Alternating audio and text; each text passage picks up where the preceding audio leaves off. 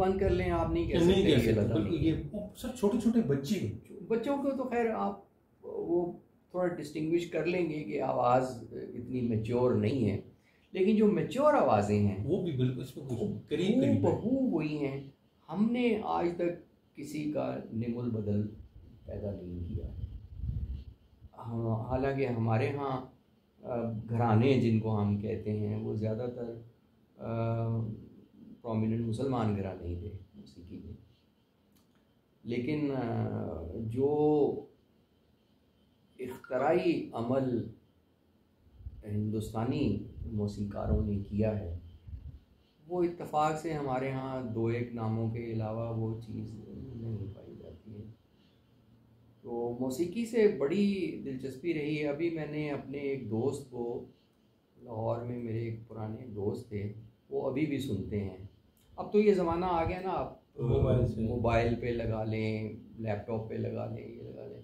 तो मैंने वो ढेर सारी कैसेटें उस ज़माने की, वो एक पूरा कार्टन उनको तोहफे में दिया था कि यार ये तुम्हें शौक़ है, तुम सुनते हो, अभी कैसेट पे सुनते हो, तो ये रखो।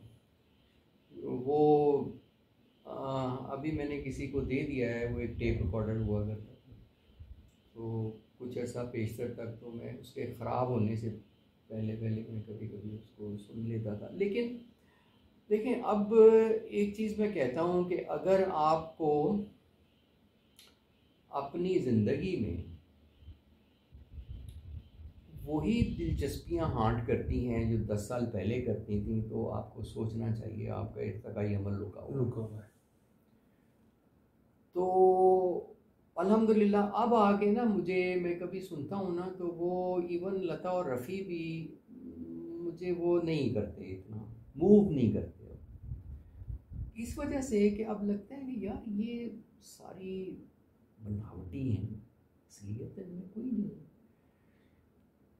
पिक्चराइज्ड गाना मैं देखता ही नहीं हूँ, क्योंकि वो मेरी तवक्को पे कोई आज तक किसी का पिक्चराइज्ड नगमा जो है ना पूरा नहीं उतरा। नहीं बात कीजिए, यानी कि आपके अंदर एक डायरेक्टर है जो उनकी डायरेक्शंस के फन से इनहाफ करता है। और नहीं मतलब वो बात पैदा नहीं कर सकते कि जो लफ्ज़ों और मौसीकी का जो तासुर बनता है उस तक वो डायरेक्शन नहीं पहुंचती है।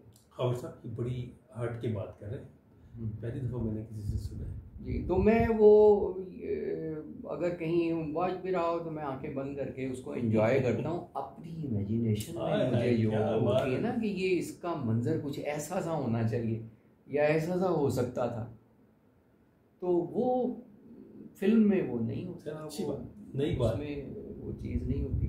तो इस तरह आगे अब वो गानों के मिसरों में भी वो जो है ना बनावट सी लगती है कि यार कोई असलियत नहीं है। तो मैं समझता हूँ कि ये भी एक इर्तिकाई अमल है कि आप देखें, मैं इसकी एक मिसाल देता हूँ आपको। अच्छा, मैं ये आप ये बात याद रखिएगा, और साथ ये भी है कि ये एक शायर बात कर रहे हैं, अब हैसियत शायर मौसीकी के हवाले से बात कर रहे हैं। हाँ ठीक है बात। तो वो मैं मिसाल ये दे रहा हूँ कि जब आप इर्तिकाई सफ़र में होते हैं ना, तो उसकी मिसाल एक रॉकेट की तरह होती है। जब यहाँ से चलता है तो कितना धुआंधार और शोर शराबा, आग, धुआं, 1 मील लंबा होता है वो, है जी। जब मरीख पे उतरता है तो एक छोटा सा स्पुतनिक होता है। तो ये है इर्तिकाई अमल। आपको जब आप अगली मंजिलों पे जाते हैं तो इसीलिए कहते हैं ना कि सामान